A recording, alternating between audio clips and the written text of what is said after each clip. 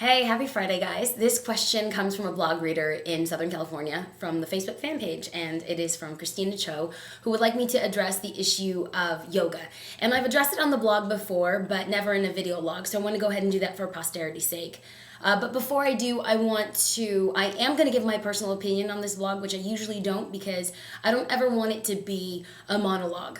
My opinions, if my opinions encourage you to do something, I don't ever want anyone to say, oh, well, Bianca said it was okay, therefore I'm going to do it.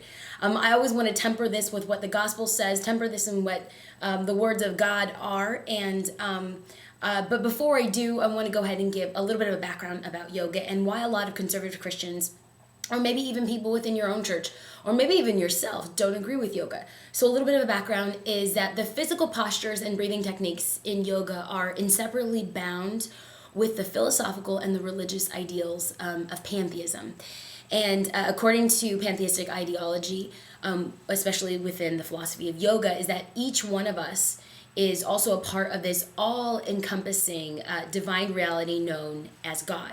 But in pantheism, God is the world, and the world is God, rather than God being a personal being distinct from anything else.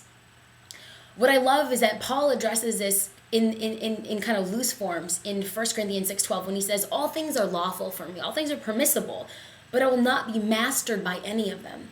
And in some of the citations that I posted up on the blog is that there's kind of this mastering over self and mastering over body and certain breathing techniques and meditation, which is non-biblical. But if you look at that, the bare bone, the base things, is that yoga is exercise and meditation is simply deep thought. And I have done yoga, and because of my back and certain health situations, I will continue to do yoga. Without fear or trepidation whatsoever, simply because when it comes to meditation, Psalms 1:2 addresses this. But his delight is in the law of the Lord, and in his law he meditates day and night. So if for some reason a yoga instructor is encouraging us to meditate, I'm going to meditate on the law of the Lord. And I'm going to use that opportunity. Quite honestly, I lift up blog readers, Twitter followers, friends or family who I know are going through issues. And I want to use that time to meditate on not this being within me, but the being who created the heavens and the earth and the God who I serve. So I hope that's brought some enlightenment. No pun intended. You guys have a great week. Thanks so much. Please join the conversation. If you're privy to information that I may not have mentioned or you're still completely against this, go ahead and feel free to share. I'd love to have your opinion. Thanks so much. Have a great week. Bye-bye.